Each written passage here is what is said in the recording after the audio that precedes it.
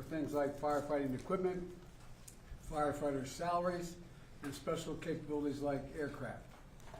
Next, yesterday I immediately approved Governor Newsom's request for what they call, and I know this is all sounds like government talk, but it's called the Major Disaster Declaration. This declaration allows folks, at the request of the governor, the declaration allows folks who have been impacted to get immediate cash assistance to cover things like everything from groceries to baby formula to prescriptions, because as you've seen and you reported, a lot of these places are burned to the ground. There's not a single thing left in their homes. And so if they contact disasterassistance.gov, anybody who's lost everything or anything of consequence, disasterassistance.gov or 1-800-2,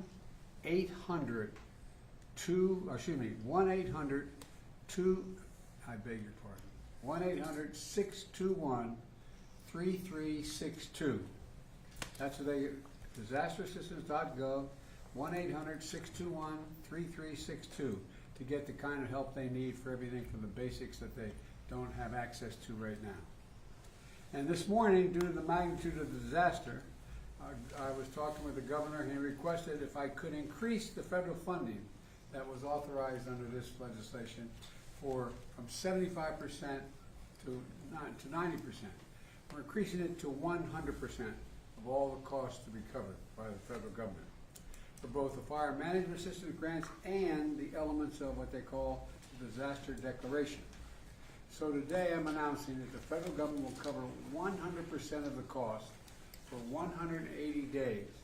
This is going to pay for things like debris and hazard material removal, temporary shelters, first responders' salaries, and all necessary measures to protect life and property. And folks, I want to underscore, I told the governor and local officials, spare no expense to do what they need to do and contain these fires and in their communities that have really been devastating. And we're doing literally everything we can at a federal level. That's also why I call this group of folks around this table of all relevant federal departments and agencies together to discuss what more we can do. And some of the folks around the screen as well. Before we begin things, here's an update on where things stand right now. First, we're focused on helping contain these fires. Over the last 24 hours, the United States Forest Service, working with state and local responders, has suppressed over 50 fire starts. And the fire in the Hollywood Hills has been contained by brave firefighters risking their lives. Right now, 3 major fires are still burning in the Pacific Palisades, in Pasadena, and in Sylmar. I want to be clear, what I know from talking to the governor, that there are concerns out there that there's also been a water shortage. The fact is, the utilities understandably shut off power because they're worried the lines that they carry the energy were going to be blown down and spark additional fires. But the Cal Fire, when they did that, it cut off the ability to generate pumping the water. That's what caused the lack of water in these hydrants. And so Cal Fire is bringing in generators to get these pumps up and working again so that there's no longer a shortage of water coming out of these hydrants. I'm also surging all federal resources possible to Southern California, including 400 additional federal firefighters, over 30 firefighting helicopters and planes, federally supplied, firefighting planes and helicopters, and 8 Department of Defense C-130s that are equipped to suppress wildfires. Today, the Secretary of Defense also authorized 500 wildfire ground clearing personnel from the Defense Department. And I've directed the department to continue working with Governor Newsom to identify additional resources that can be provided for public safety and security. And we've secured additional firefighters and firefighting aircraft from our ally in Canada as well. I also want everyone in Southern California to know we're going to keep at it. We're sticking with this. We expect there may be a temporary break in the winds, but in some areas the winds are likely to continue well into next week. And so we're going to continue to sending everything, literally, every resource we can find that's appropriate to help the governor and the first responders. Second, we're focused on helping people who have been displaced or in many cases lost everything. You reported on, you've seen the homes just burned to the ground, whole areas burned to the ground, large areas. They've been displaced and they've lost everything. As I said, since the fire started, FEMA has been working with the state to help residents get shelter, groceries, prescriptions, and other critical goods like baby formula.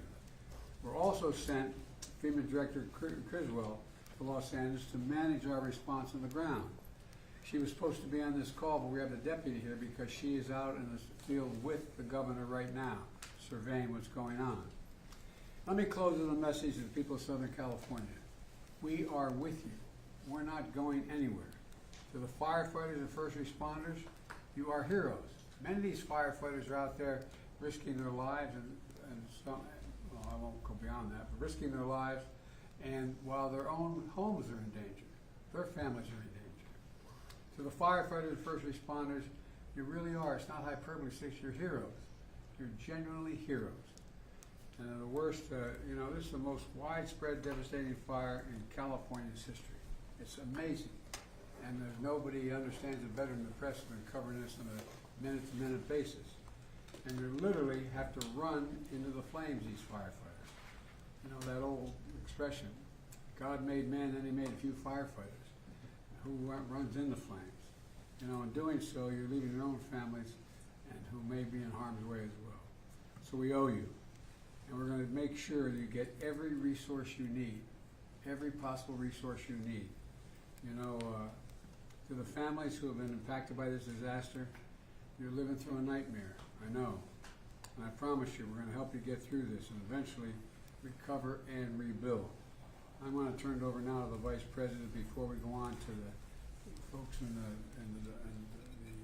various cabinet positions as well as agencies that control these issues. Madam Vice President, I know you're directly affected, so you fire away. No pun intended. Indeed.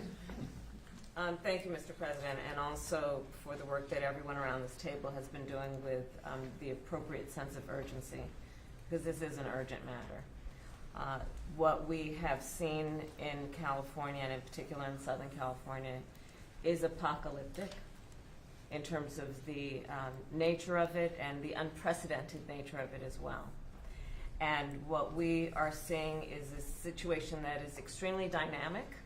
It is very much in play, and to some degree unpredictable, because we are literally waiting to see which way the wind blows. And I cannot praise enough the local leaders, most of whom I have talked with, and in particular our firefighters, who, as the President has said, they are working around the clock. They are working 12-hour, even longer shifts, and they are doing it with a sense of optimism, but also with an understanding of how serious this moment is and how important their work is to real lives and real people. Thousands of families have been displaced. Many of those families with young children with nowhere to go. And what we know is that this is a matter of current urgency, but this is also something that is going to have an impact for months and years to come.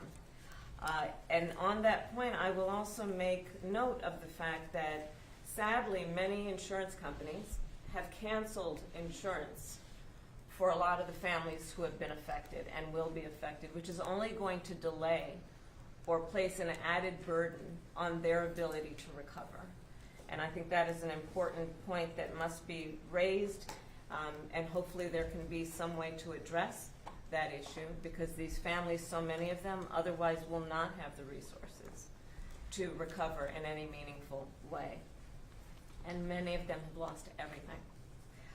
In the midst, however, of all of the trauma that has occurred, we have seen extraordinary acts of heroism.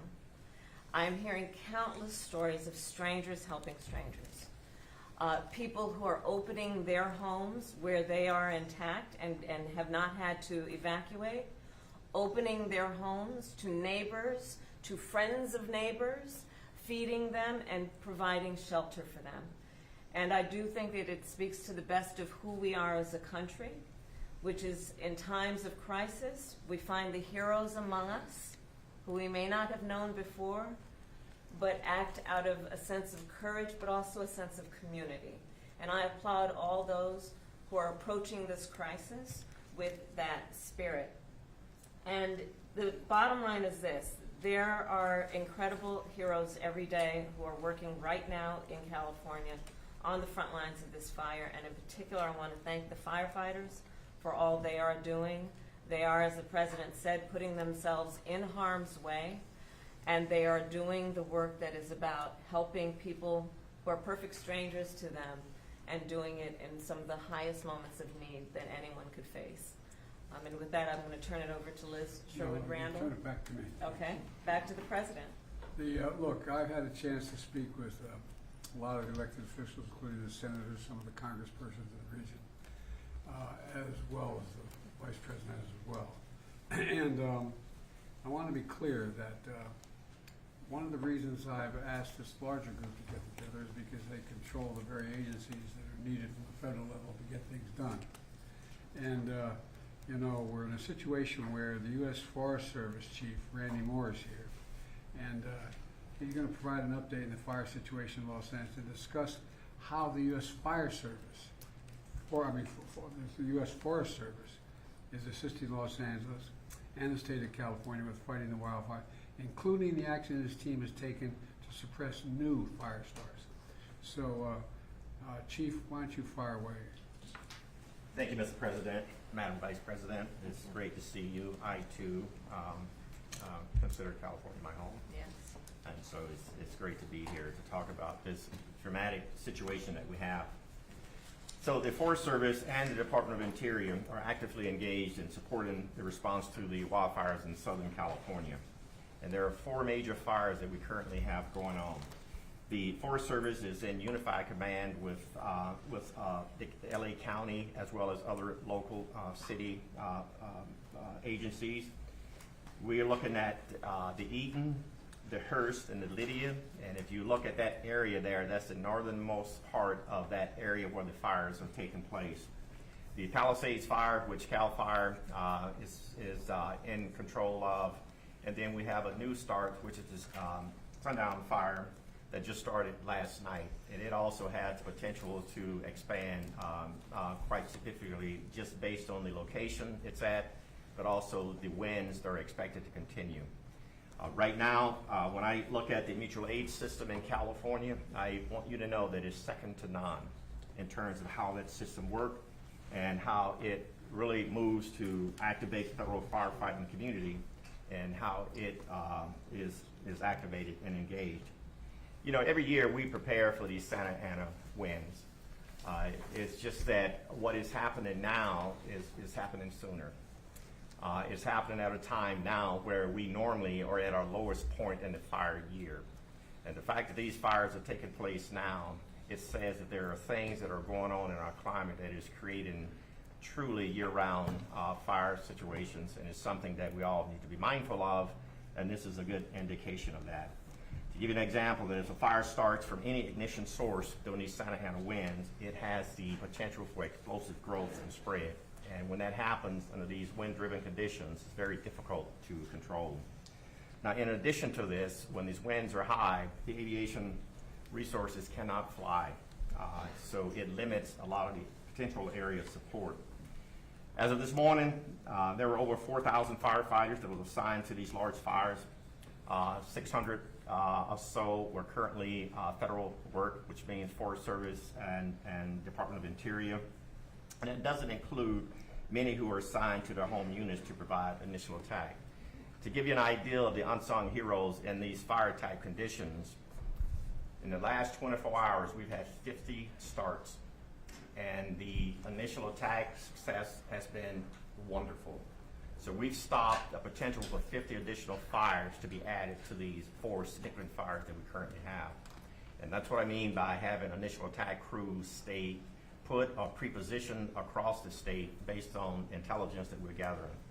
And so I wanted to mention that because we talk about the active fire suppression, but there's so much that takes place behind the scenes that limits the amount of fires that our firefighters are having to respond to. The President did an excellent job of mentioning all of the resources that's available and that are assigned to the fire. I won't go over those, but we have a number of equipment that's out there that when the winds allow us, we'll be in the air fighting those fires. We also have a number of private contract crews that we're working with.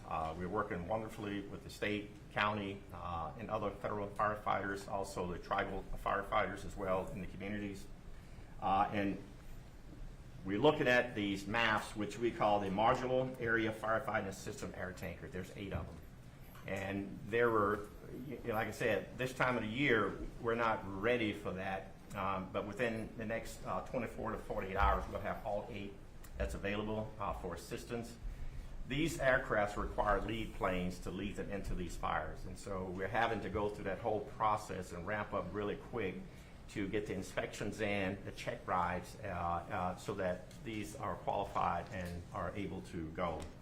We're also working with our Canadian partners to mobilize 2 CL-415. These are water scoopers. They will clear customs on Monday, and they will be available after they clear federal inspections and the check rides. An important thing to know is that these aviation resources require a lot of support in the form of mechanics, airport space, helicopter managers, area supervision. And so we're working with our state and local and federal agencies to identify these aviation support resources to be sure that we can respond effectively. Now, I had mentioned the amount of fires that we've responded to in the last 48 hours, and I mentioned the 50 fires in the last 24 hours. We continue to have new starts. We're continuing to monitor the types of activities. We have about 8,000 firefighters on standby to add to this if need be.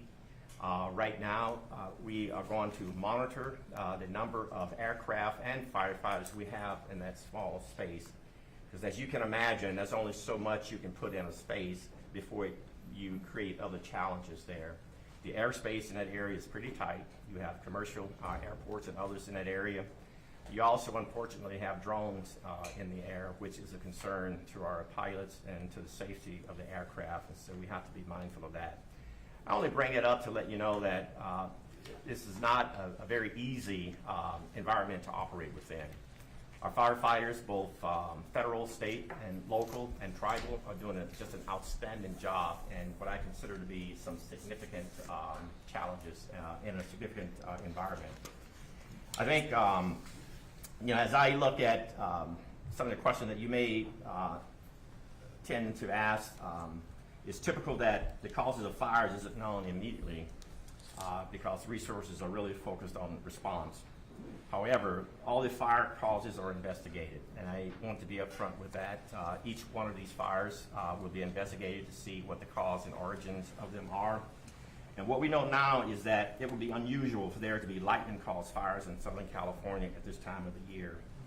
Fire investigations are the responsibility of the jurisdiction of where the fire starts, and we're ready to assist with this if and when needed. Thank you all. Thank you. Randy, tell me about the conditions that we're dealing with on the ground. What's most concerning for you? Most concerning right now is the wind, because the wind is limiting our ability to put aircraft in the air. Aircraft will not put that fire out, but it gives our firefighters, our boots on the ground, a really good opportunity to put the fire out with a little help from retardant and water drops. With these Santa Ana winds, what's interesting about this part of California, these Santa Ana winds comes off the ocean usually in the mornings, and then you have the sundowner winds in the afternoon pushing the wind back the other way. And so while you're fighting to stop the fire this way in the morning, you're also fighting to stop the fire from coming back at you in the afternoon.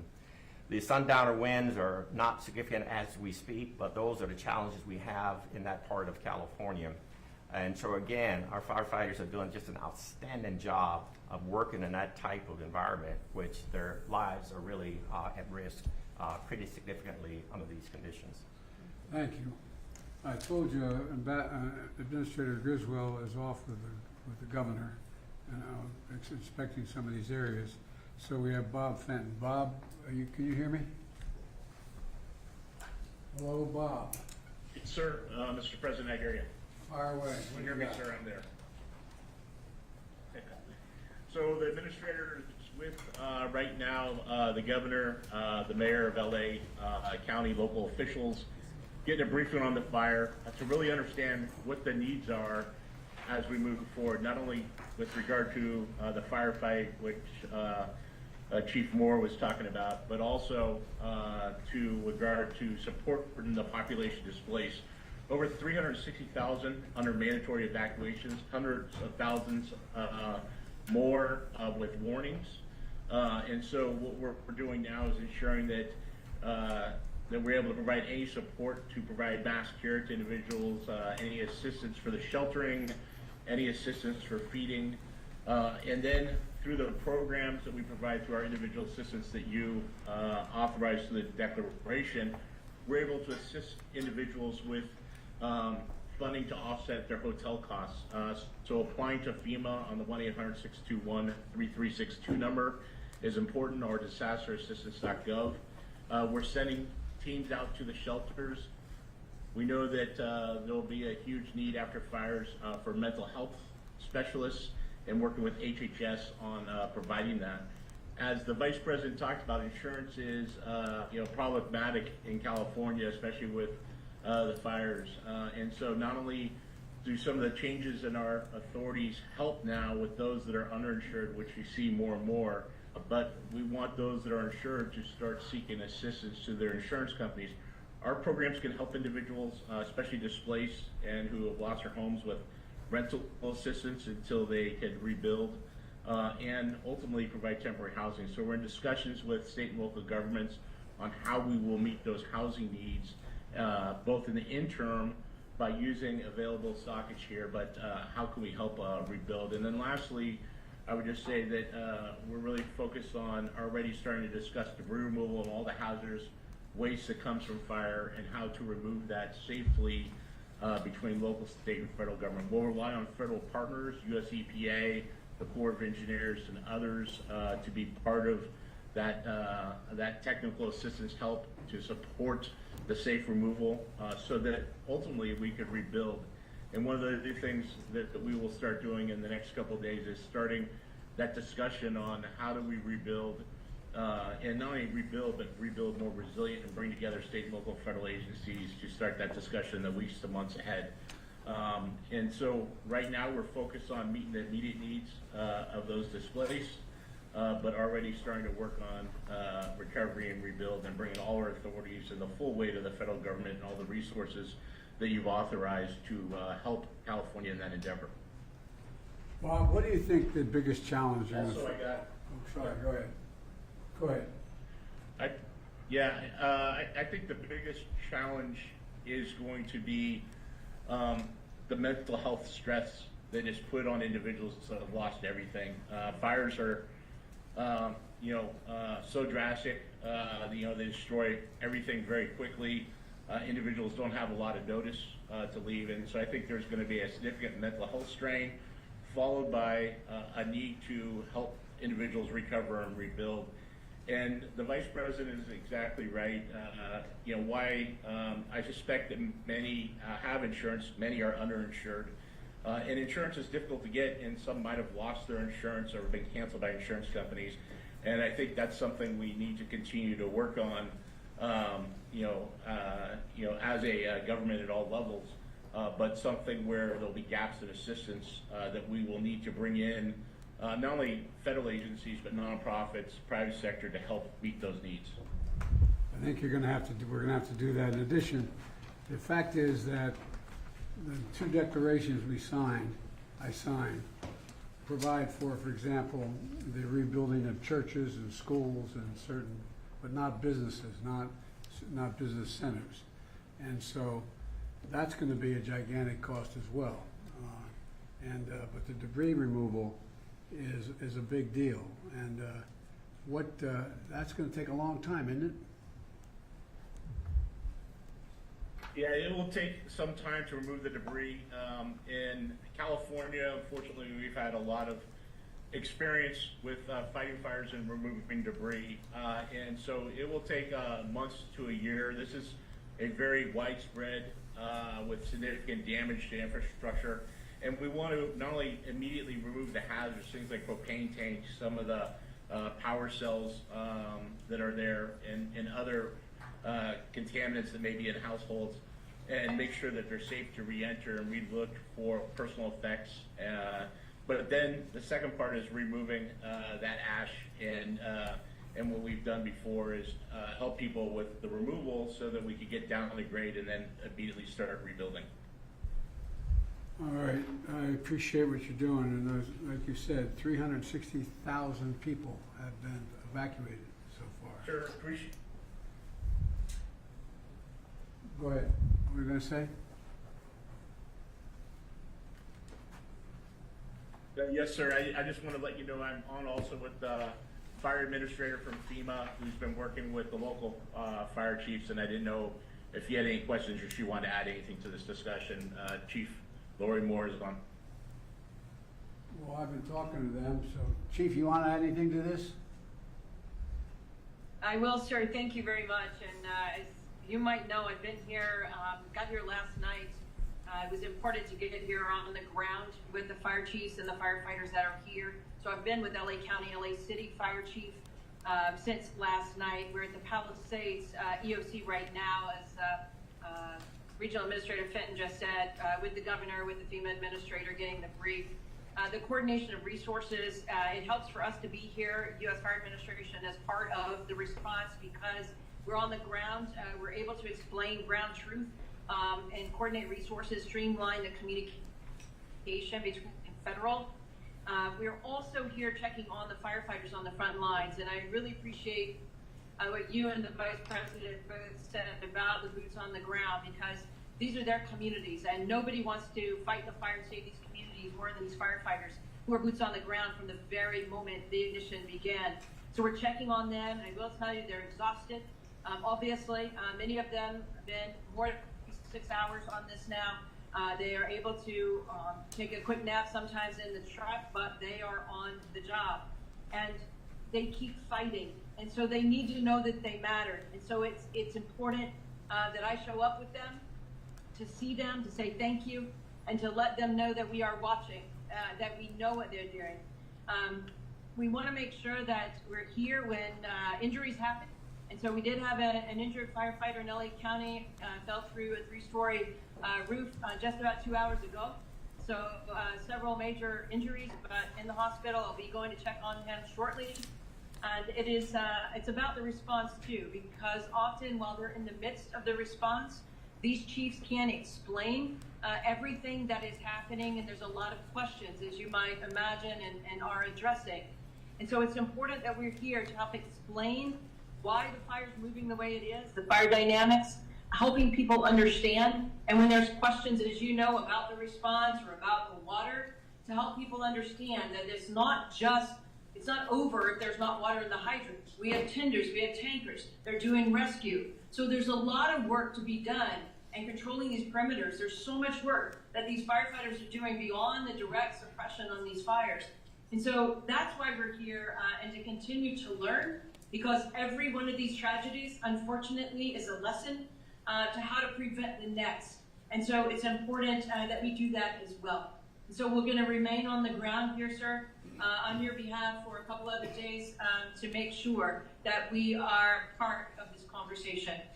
We are part of the conversation. That's why I went out to California yesterday and met with those firefighters and met with those police officers, because there's also worry about looting and a number of other things. So they are really incredible people. They're making such sacrifice. But I think you're right, that we have to provide them all that is humanly possible for them to be able to do their job. And there's going to be a need. I want to say it again, and we all know it around this table. There's a need for some help in terms of the psyche of these folks. There are going to be real problems regarding to the mental health issues, and we got to make sure we're prepared to deal with it. All right, now Deputy Secretary of Defense Kate Hicks. Secretary, why don't you tell us what you and I and others have been talking about the Defense Department doing and what they're prepared to do now. Thank you, Mr. President, Oh, Madam you're- Vice I'm looking President. at I'm right here. the screen, No I know. worries. Yeah, I surprised you. Yeah. We are very much leaning in here at the Defense Department. We, of course, are always looking for how we can support state and local partners and, of course, our interagency partners in the federal sector that you've already heard from. And that includes every tool that we believe we can leverage that causes us to always lean forward to make sure our partners understand what we could bring and be responsive to requests that they're coming forward with. And we have been in receipt of some requests. I will turn, with your permission in a moment, to Chairman Brown, and then we also have on the screen with us the NORTHCOM Commander, General Guillot, who is our focal point for responses here in the United States homeland. Secretary Austin this morning out in Germany already in his opening remarks for the final Ukraine Defense Contact Group spoke explicitly to our intent and efforts underway now to provide search support. And so I just want to emphasize it's so important to us that he's put that front and center even while he's concluding this important work overseas. You have mentioned some of the efforts we already have underway. We are ready, as I said, to engage with our partners on further efforts. With your permission, I'll turn to Chairman Brown. Please. Mr. Chairman. Mr. President, Madam Vice President, as you highlighted, we do have 500 personnel already identified to be able to support. Not so much in firefighting, because it takes some 10 days of training that would be required, and we don't want to pull firefighters away from that, but they can also support with rock clearance capabilities, commodity distribution. We talked about the airlift with their helicopters. There's 10 U.S. Navy helicopters as well as 10 Guard helicopters. The winds have been challenging to get them airborne. They can also help with the ground search and rescue, incident response, awareness, and the medical support. Those Marines will be in place in the next 24 to 48 hours. The California National Guard also has, by tomorrow, they'll have about 1,000 service members that will be available to be able to support as well. About 250 of those actually have some firefighting capability, and they can be trained in the next 24 to 48 hours to also support firefighting. As was mentioned, the C-130s with the modular aerial firefighting system, 2 of those are already Channel Explain what Island. that means to the average listener. Yeah, so what it is, it's a C-130 that's modified. It has a system that's put in a modular system that's put into the back of the C-130, and so it's able to push out either water or the slurry retardant associated with. And as was highlighted, they are usually prepared to do this during the firefighting season. This is several months prior to when they would typically do this. And so there's 2 C-130s that are already at Channel Island. They're in just northwest of Los Angeles. The other 6 will be there within the next 24 hours or so. The first flight will start tomorrow, and then they will continue to be prepared to be able to support.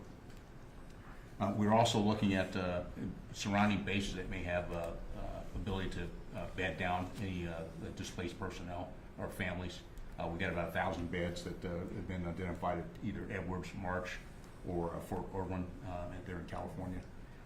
In addition, we're using March Reserve Base as a incident response area and getting that set up. Mr. President, last thing I would say is what I've, before I turn to General Guillot, what we really try to do is identify things that we know we could lean forward on before there's even an ask. We want to make sure we cut down the timeline to get provided capability. We also want to make sure, and I know that General Guillot is communicating that with Ms. Griswold from FEMA, so that we want to make sure we, as I say, provide an a la carte menu of all the things we have available. So even if they don't have time to think about it, we're already looking ahead. Last thing I would say is when I met this afternoon with my staff, the thing we also talked about is there's immediate response, but there's also, as was highlighted, the longer term response of things that we'd have to be able to look at in recovery. And so we're already thinking ahead of what options DOD may be able to provide to support. Any of your questions, and then I can turn You it to guys you. have been immediately responsive. Thank you. I mean, you're right on top of things. But let's turn to General. Good afternoon, Mr. President, and thank you, Chairman Northcom, on behalf of the Department of Defense, is aggressively taking action to deliver capabilities to California as soon as they are requested. So in addition to the aircraft and ground forces and the installation support that President Biden and Chairman Brown mentioned, we've identified other capabilities such as helicopter support, search and rescue, both from the ground or from the air, commodity distribution, route clearance, and medical capabilities that we've postured and have leaned forward to make sure that they're able to deploy to California and operate just as quickly as they are requested.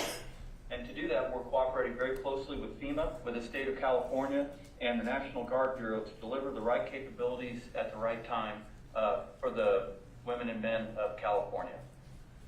Well, the Defense Department, I gotta say, stepped up immediately. I didn't even, matter of fact, I got a call what you need before I even asked. So thank you all. And you have incredible capacity and capabilities, and just getting them in place as quickly as possible is the most important thing. They're doing that right now. So I think you're gonna see an awful lot of help coming based on what you want to do, what you can do, and the entire department is surging capacities, in my understanding, including the aerial equipment to fight these fires. So, thank you very much. Now, I'd like to speak to our Department of Energy Secretary Jennifer Granholm. She will brief us on power outages and initial assessments of impacts on the power grid in Los Angeles area. And Madam Secretary, it's all yours, wherever you are.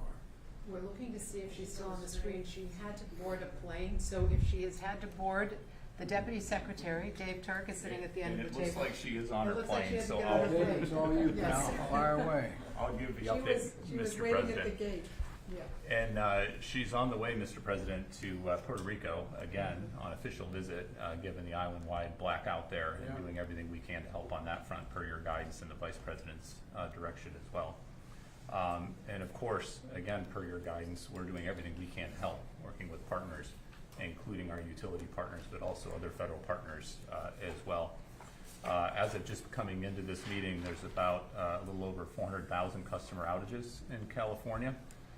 Important to note that these are both actual outages, power that's actually been disrupted because of the fire, but also proactive shut-offs, just as you mentioned as well, to prevent fire ignition and the spread of fire.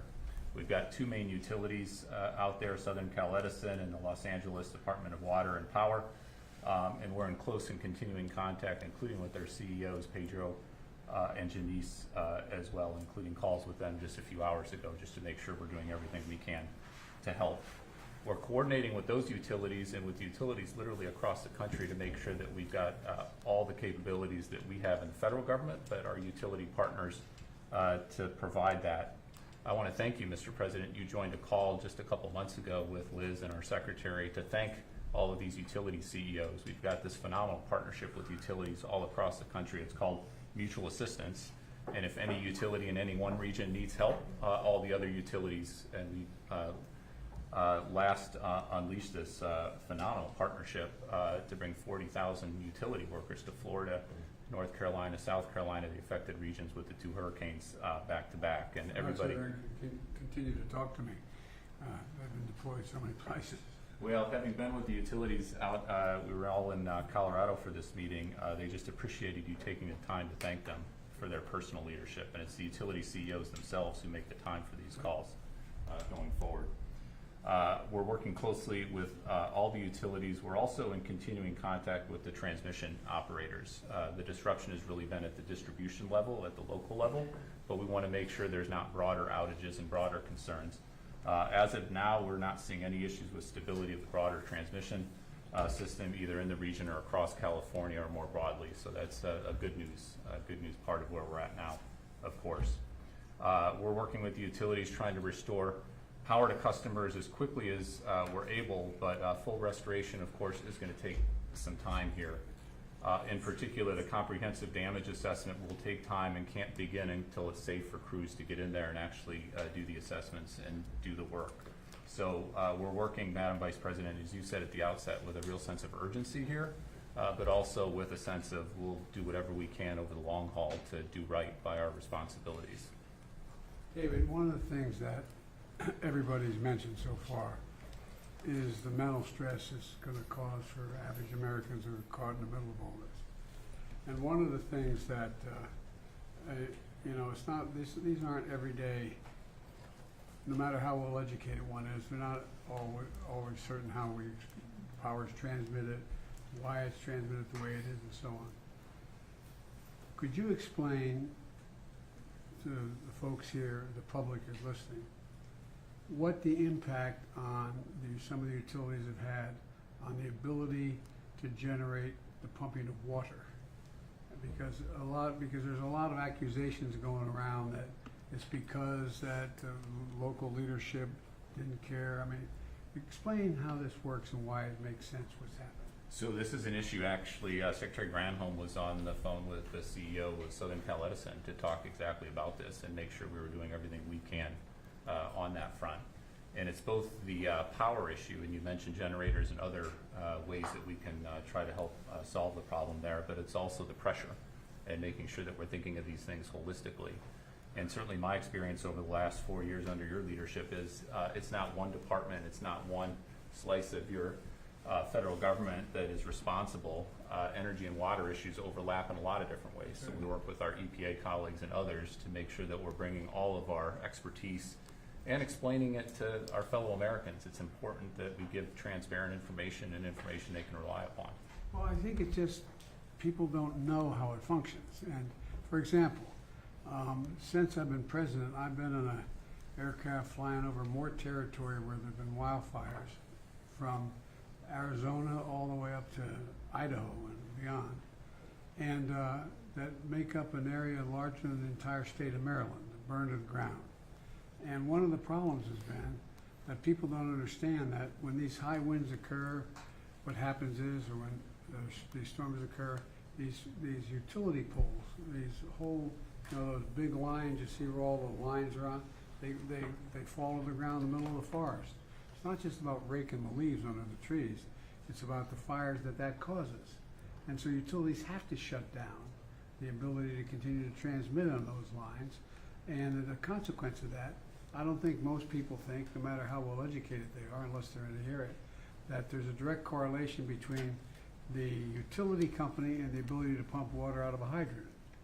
And so it allows for a lot of uninformed people to make assertions or concerns or accusations about the local officials not caring or not working. So as I understand it, the vast majority of the circumstances where the water resource has been diminished is because of the utility company not being able to maintain the electric transmission because they're getting knocked down or shutting down so they don't cause more fires. Fires, exactly. But now what is happening is, are we getting cooperation with utility companies to bring in generators and others to bring in generators to generate the energy to allow that fire hydrant to function?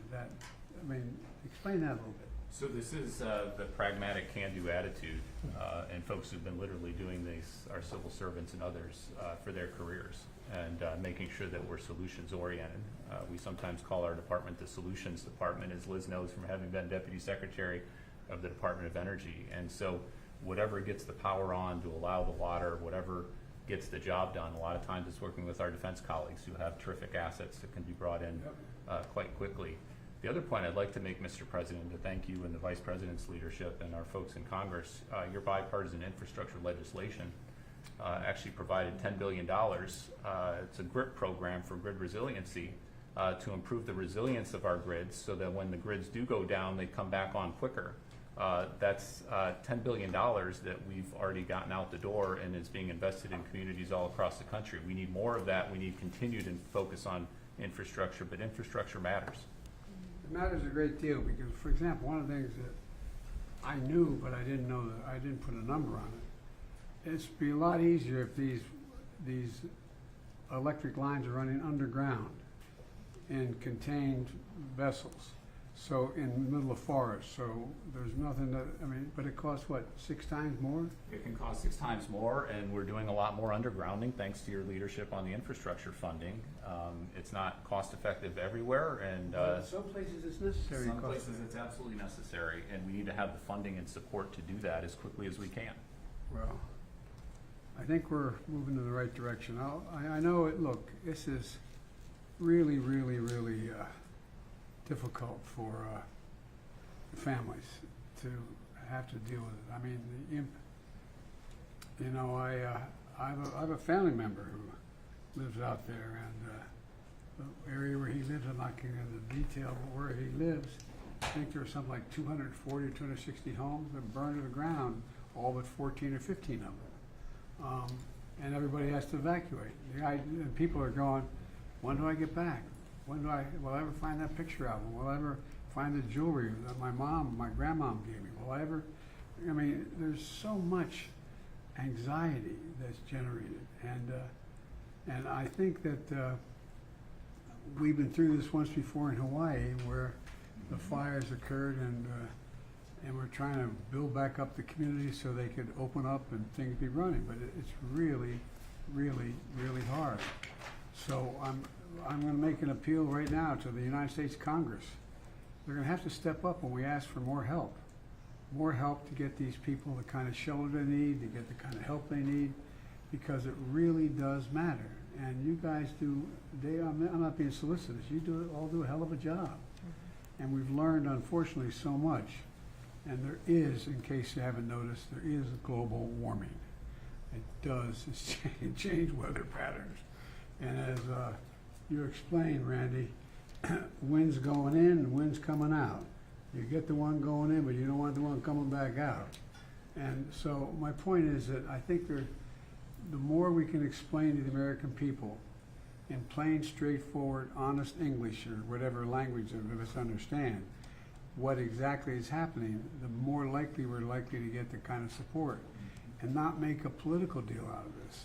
I'm leaving this office very shortly, but it's not about the politics. It's about giving people some sense of security that we're going to be able to get this under control, but it's going to take time. And it's going to take time. And like I said, in the next little bit, we're going to be going back to Congress asking for some more help on some of this stuff. And I hope they're ready to step up, because we can afford it. And like I said, we have a little infrastructure bill that's over $1 trillion. It's going to be able to help a little bit. We have done a lot in terms of what we're going to do in terms of providing for this rebuilding of communities.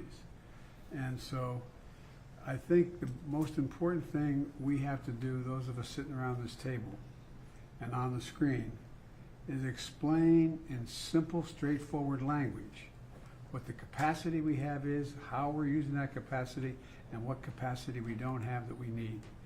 And in order to keep things from just all these, in crisis, rumors and fear spread very quickly. And the most important thing is to just bring this down in an area, be honest with people, what's at stake, but be straightforward with them. What can be done and how we're going to get it done. So I thank you all very much. I'm proud of the job you're all doing, and I'm, quite frankly, proud of the job the local officials in California are doing. I've spent a lot of time with the governor and the mayor of Los Angeles and others. You know, they're doing everything that we ask of them and beyond. And so we're stepping up as best we can. Any of my colleagues around the table or on the screen want to add anything before we close this out? Well, as the Californian at the table, thank you for all of the leadership that everyone here has provided, starting with our president. We are beyond the point of calling it fire season. Yeah, that's right. We really, and we're seeing this around the country, that whereas years before we would talk about a particular season of extreme weather, we are seeing that it doesn't matter what month of the year, we should be ready. The work that our administration has done in particular on the issue of infrastructure, together with the Inflation Reduction Act and the attention we are paying to the climate crisis, is so important, because we have got to invest as a country in adaptation, and we have to invest in resilience. And that is about homeowners, that is about families, that is about cities and local governments, state governments, and we have to adapt to this changing climate. For example, fire hydrants are pretty much built to deal with an individual house fire, not with a wildfire that is taking on entire residential communities, where these homes are providing the fuel for that fire to grow. We have to put more resources into our fire departments and firefighters, understanding that we are asking a lot of them that traditionally they never had to do. And because of their commitment to their profession, they're attempting to rise to the moment of crisis. But we need to put more resources into those individual professionals and into the departments that sustain that work with the mission. That is such an important mission in times like this. So, Mr. President, I thank you for your leadership, your foresight to understand what over these last 4 years we could do to leapfrog in front of what we know to be a changing climate to meet these types of moments. And God bless all of the people who are on the ground right now in California doing that work. I thank you for your comments, and I think I totally agree with you, which will not surprise anybody. Look, there's an expression from a famous Irish poet. He said, all's changed utterly. A terrible beauty has been born. All has changed in the weather. Climate change is real, fundamentally altering, not just here, but around the world. Around the world, what's going on. And we've got to adjust to it. We've got to adjust to it. And we can. It's within our power to do it. We've got to acknowledge it to begin with. Just acknowledge that there's a change taking place, that we're not going to be able to legislate away. It's real. There is global warming. It's real. It's having a profound impact, and where it goes from here, I don't know, but I know one thing. We have the capacity to respond to it if we, in fact, exercise our good judgment. So thank you all very much. I appreciate it. Mr. President, do you trust that California will get the aid they need in the next administration? Do you trust that California will get the aid they need in the next administration? I'm not in a position to answer that question. I pray God they will. Do you have a trust? Mr. President, do you have a sense of how much this is going to cost in the end? No, the truth of the matter is no one can tell you that. For example, just clearing the debris. You saw what happened when we were dealing with the hurricanes that occurred from North Carolina to Florida. The cost of the debris cleanup is gigantic, gigantic. The cost of replacing the housing is almost exponential. I mean, we don't know what it is, but we know one thing we have to do. We have to stay with it. We have the capacity to do it, but we don't know that. Anybody give you a number now, they have no idea what the hell they're talking about. It's a big, big, big number. Mr. President, Whoa, wait a minute. Mr. President, can you update us, please, on the Hamas hostages and what you think of the incoming administration's efforts and ultimatum? I can, but I'm not sure it's appropriate for now. We're making some real progress. I met with negotiators today. I think there's what's going on right now in Lebanon, and we finally have a president. He's a first-rate guy. I spent time on the phone with him today, about 20 minutes to a half an hour, what they have planned. They're also working very hard with the Lebanese military, accountable to the Lebanese people, not Hamas, not Hezbollah, not any other group. And so I think we're seeing some progress. And you know, I know hope springs eternal, but I think I'm still hopeful that we'll be able to have a prisoner exchange. Hamas is the one getting in the way of that exchange right now, but I think we may be able to get that done. We need to get it done. Thank you all very much. What else can you do to help Ukraine before you leave your office? Thank you, folks. Please depart the Roosevelt Room. This pool spray is over. Thank you, everybody. Thank you, Press. Thanks, Mark. Thanks, Anita. Thanks, Darlene.